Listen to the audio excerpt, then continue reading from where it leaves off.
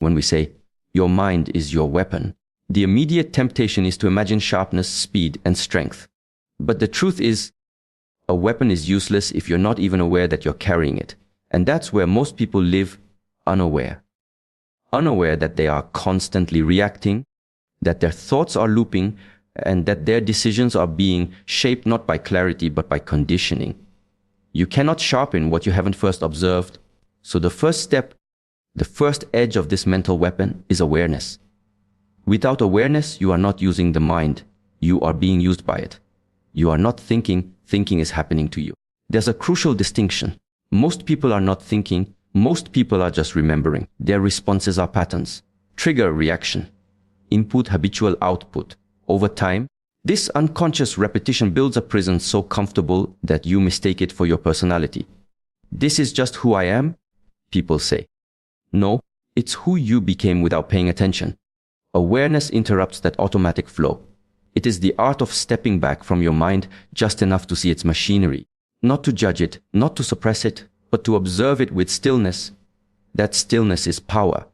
Because when you can witness your mind without being dragged by it, you are free to choose differently. Free to cut the pattern, free to respond, not react. But this is not something you switch on overnight. Awareness is not a light you flick, it's a flame you nurture. It requires practice, patience, and humility. You begin by watching. Watch how your thoughts arise. Where do they come from?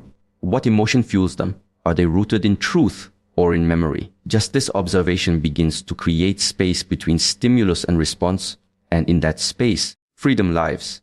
A weapon must be held with still hands. If your grip is trembling, if your attention is scattered, you will strike poorly or not at all. Awareness trains the hand. It steadies your internal state. And here's the paradox: awareness is not about control in the rigid sense. It is not force, it is presence. And presence is the state in which your mind becomes fluid, sharp, and responsive. It's like water that reflects without distortion. When your awareness is clean, your perception is accurate. And accurate perception is the foundation of wise action. This is why silence matters. Not just the absence of noise, but the presence of inner quiet. Go somewhere where the world isn't yelling at you. Sit, breathe, observe. At first, your mind will fight back. It doesn't like to be watched. It will throw thoughts at you like stones in a river, hoping you chase them. Don't. Let them pass. Watch long enough and you will start to notice the patterns behind the thoughts. You'll see the same fears disguised in different language, the same cravings wearing new costumes. And that moment of recognition, that is the beginning of transformation. Because now you see clearly. Now you know what you're working with. You're no longer blind to the battlefield. You can see the terrain of your own mind. You see where you lose yourself. You see where your energy leaks. And once you see, you cannot unsee. That's the gift of awareness. It changes you without force. Awareness is the trigger. It's what pulls you out of reaction and into reflection. Without it, no other tool matters. With it, even silence becomes a weapon. Let that settle in your mind. Nothing changes until you observe it. And once you truly observe it, it cannot stay the same. Once awareness is developed, the next challenge begins. What do you do with what you've seen? It's not enough to notice your thoughts. You must now take responsibility for them. Your mind, if not mastered, will master you. And it does so quietly, not with force, but with persuasion. It speaks in your own voice. It rationalizes fear. It justifies procrastination. It masks insecurity as humility and laziness as rest. Left unchecked, the mind can become your greatest enemy. But directed with discipline, it becomes your most powerful ally. The mind is like a blade. But a blade, if left unattended, rusts. And if used without skill, it can wound its wielder. This is why you must learn to direct your thoughts with precision. Not randomly, not emotionally, but with intention. Every day, hundreds of thoughts arise. Most of them are habitual echoes from the past, old fears, repeated judgments, inherited beliefs. If you don't choose which ones to feed, you will live in a story that was never yours to begin with. There's a subtle but dangerous illusion most people fall into. They believe that every thought they think must be true because it came from their own mind. This is the trap. Your mind is not a truth teller by default. It is a storyteller. It tells you what you've trained it to repeat, and if you've never trained it, then someone else has, through society, school, trauma, media, or memory. So ask yourself, who trained your mind? And more importantly, are you now willing to reclaim control? Thought mastery begins with a very honest practice. Questioning. Whenever a strong thought arises, especially a negative one, ask, is this useful? Is this true? Is this mine? Sometimes the mind throws thoughts at you like a scared child trying to protect itself. Don't punish it. Understand it. But also don't obey it blindly. Just because a thought is loud doesn't mean it's right. Just because it feels familiar doesn't mean it serves you. When you begin to separate yourself from the automatic nature of thought, you step into what many call the observer's mind. From here, you start to make choices. You can notice a fearful thought and say, I see you, but I do not follow you. You can catch a self-critical thought and say, this is not my truth. That is mastery. Not the absence of thoughts, but the ability to choose which ones shape your day, your actions, and ultimately your life. And just like any skill, this ability takes practice, repetition, mental discipline. That's why meditation exists, not to empty the mind, but to see it clearly. That's why journaling works, not to vent, but to examine. These tools are like sharpening stones for the blade of thought. They help you clear the mental fog so that your decisions are not reactions, but responses born from clarity. Every warrior trains with their weapon. They don't wait for battle to begin. The same applies to your inner world. If you wait until crisis hits to master your mind, it will be too late. You train now when things are quiet so that when the storm comes, your thoughts don't betray you. They serve you. Because here's the truth, your outer life will always reflect the quality of your inner thoughts. You can try to change your job, your relationships, your environment. But if your mind is undisciplined, you will carry chaos with you wherever you go. The mind you wake up with is the life you live in. So choose carefully. Remember this, a thought is not a command. It is a choice. And every choice you make shapes the edge of the weapon you carry within. Once you've cultivated awareness and taken responsibility for your thoughts, you'll notice something deeper beneath the surface. Emotion. Emotion is the force behind thought. It's the fuel. Every idea, every reaction, every inner narrative is soaked in a particular emotional frequency. And unless you learn to understand this, you will always be one step behind your mind. It's like carrying a weapon with a faulty grip. No matter how sharp the blade is, if your hand is unstable, your strike will lack control. People often mistake emotional control for suppression. That's a misunderstanding. Suppression is pushing emotion down. It's a form of denial. Control, on the other hand, is understanding the emotion fully, feeling it completely, and choosing how you respond to it. True control is not the absence of emotion. It's the mastery of expression. You don't let the emotion disappear. You channel it into direction, into movement, into growth. Let's consider anger. In its raw form, anger is energy. It's neither good nor bad. It's powerful, but without discipline, it turns destructive. It blinds, it rushes, it consumes. The same applies to fear. Fear can alert you to danger, or it can trap you in hesitation. The difference lies not in the emotion itself, but in your relationship with it. Have you trained yourself to sit with it, to watch it arise, rise, peak, and dissolve? Or do you let it hijack your behavior every time it knocks? This is why emotional awareness is an essential layer of mental mastery. Thoughts are often the surface level ripples, but emotion is the undercurrent. And unless you learn to see what's driving your thoughts, your reactions will always be one step ahead of your awareness. To use your mind as a weapon, you must stabilize the emotions behind it. A warrior who panics cannot aim. A warrior who is too eager, too prideful, too reactive strikes at the wrong time. In the battlefield of life, emotion without understanding becomes self-sabotage. So how do you begin this emotional training? Start by observing without labeling. Notice when emotion arises, but don't name it immediately. When you label too quickly, I'm angry, I'm anxious, I'm sad, you lock yourself into a mental framework. Instead, feel it. Observe the physical sensations. Where does it live in your body? How long does it last when you don't feed it with thought? What does it want you to do? Then ask the deeper question. Is this emotion a reaction to truth or to an assumption? Often, our emotions are not responses to reality, but to stories we've created in our heads. We imagine an outcome. We judge a situation, we attach a meaning, and then we feel. When you realize this, a shift occurs. You begin to reclaim your power. You stop reacting. You start responding. And this response doesn't come from detachment. it comes from inner stability. When you are grounded emotionally, you can move through high-pressure situations with precision. You speak clearly even when others are yelling. You act deliberately even when others panic. This is real power. Not loud, not aggressive, but calm-centered, immovable. Imagine two swordsmen. One flails wildly, fueled by rage. The other waits, silent, focused breathing. Who strikes with more precision? Who controls the moment? The answer is clear. The same principle applies to life. Your emotional mastery determines whether your mind serves you or betrays you when it matters most. So remember this: you cannot control the wave, but you can learn to ride it. Emotion is the wave, your awareness is the board, and your mastery is the balance. If you learn to ride it well, no storm can drown you. Once your awareness sharpens and your emotional center stabilizes, the next challenge is learning how to direct that power. Because no matter how powerful the weapon, if it's constantly pointed in the wrong direction, it becomes useless or even dangerous. And in the modern world, the greatest enemy of direction is distraction. It's subtle, it's constant, and it's everywhere. This is why focus is not just a tool, it is your blade. Without it, your mind becomes dull, scattered, and reactive. With it, you cut through chaos. Focus is not just about paying attention. It's about knowing what not to give your attention to. It's a process of elimination. The world is filled with noise, but very little signal. When you wake up and check your phone, scroll through a feed, respond to messages, jump from thought to thought, you're not choosing your direction. You're being directed.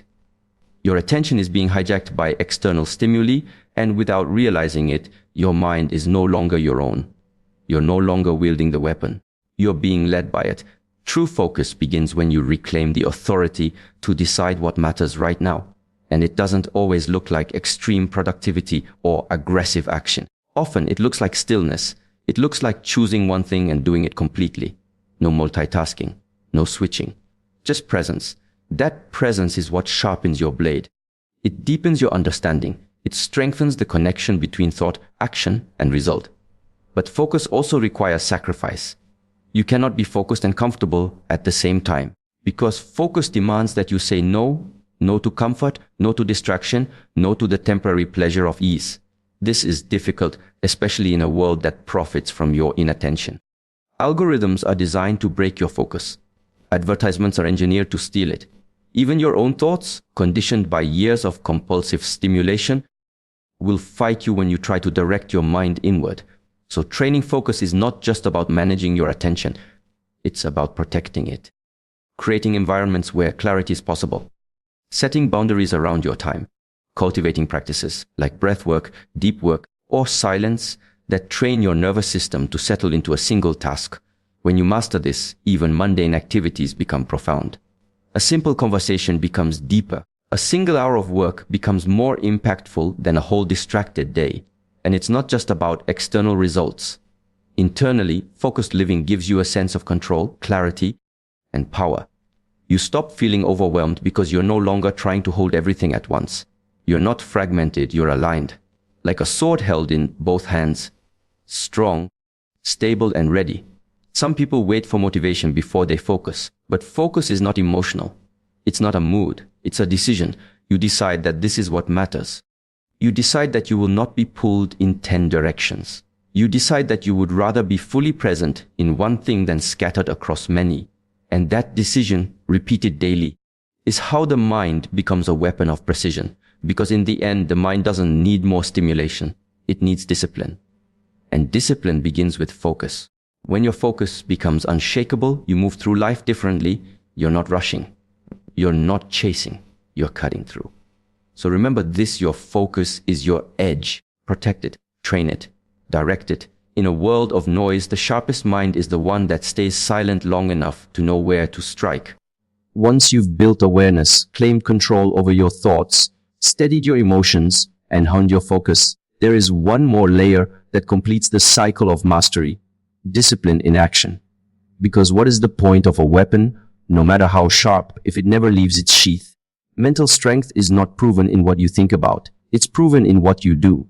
In how consistently you show up, especially when comfort whispers, "Not today." Especially when no one is watching. Especially when the results haven't yet arrived. Discipline is the bridge between intention and reality. It's what transforms thought into movement, vision into embodiment. And here's what most people misunderstand about discipline. It's not a form of punishment. It's not about deprivation or pushing yourself with brute force. It's about alignment. When your actions consistently reflect your values, your direction, and your inner clarity, that is discipline. And that kind of alignment gives birth to confidence. Without discipline, your thoughts remain potential, possibilities, nothing more. The mind can be filled with powerful ideas, but if you don't follow through, those ideas become burdens. They weigh on you. Unlived potential is one of the heaviest things a person can carry. That's why procrastination is so draining, not because of the task itself, but because you've betrayed your own promise again and again. Discipline is how you restore integrity within yourself. It's how you become someone you can trust. And it begins small. Not grand declarations or intense bursts of motivation. It begins with a simple question: can I keep my word to myself today? Can I do the thing I said I would do, even if it's uncomfortable, even if it's inconvenient? That's the training. Not once. Every day. In the silence. In the repetition. Discipline is built in the moments no one claps for. Now understand, your mind will resist. It will try to convince you to take the easier path. It will use every trick, justification, negotiation, even false logic. It will say, I'll do it tomorrow, or just this once won't matter, or you deserve a break.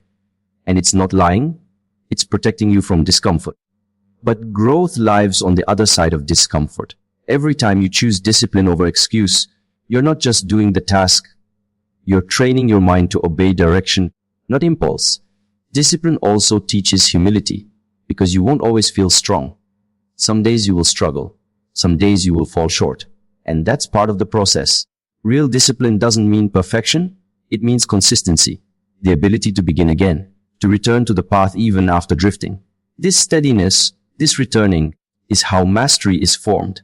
Not by doing extraordinary things once, but by doing simple things repeatedly with extraordinary intention. Eventually, your discipline becomes identity. You no longer think of it as something you have to do. It becomes who you are. It becomes the rhythm of your life. And at that point, you stop negotiating with yourself. You don't ask, do I feel like it? You simply act, and your actions reflect the inner clarity you've cultivated from the very beginning of this journey. The mind is a weapon, but discipline is the hand that guides it. Without discipline, the mind is like a wild blade, swinging without direction, cutting without aim. But with discipline, the mind becomes a tool of peace, progress, and purpose. So remember this: discipline is not what you do when it's easy. It's what you do when it's hard, and you do it anyway. Because you've decided who you are, and every action you take is a vote for that identity. When awareness becomes your foundation, thought your responsibility, emotion your companion, focus your edge, and discipline your path, there emerges one final truth: a sharpened mind must serve a purpose. Without a higher aim, all that inner strength risks becoming hollow. The weapon you've spent time forging must not just be carried, it must be used in service of something beyond yourself. Otherwise, all that mastery collapses into ego, control, or stagnation. Purpose gives the mind its true direction. It transforms your mental power from survival into meaning. When you have a clear sense of why you're doing what you're doing, your struggles stop feeling like punishment. They begin to feel like preparation. Pain becomes a lesson. Failure becomes fuel. Purpose is what turns all suffering into service, all discipline into devotion. It's not found in books or borrowed from others. It is something you uncover by looking directly at your life and asking, what am I truly here to give? This is not an abstract question. It's not philosophy to impress people at a dinner table. It's a practical, personal inquiry. What do you want your mind to fight for? Because if you don't choose, the world will decide for you. And most of what it offers is empty: fame, validation, attention, comfort. But those things fade. They leave you hungry for more. A purposeful life, on the other hand, feeds your soul. It connects your daily actions with something timeless. When you live without purpose, even the sharpest mind becomes dangerous. It turns inward, becomes obsessive, cynical, restless. You begin to see life as a competition, not a contribution. But when purpose anchors you, your mind gains clarity. You begin to think beyond yourself. You ask better questions. You build better habits. You form deeper connections, not because you're trying to gain something, but because you're trying to give something.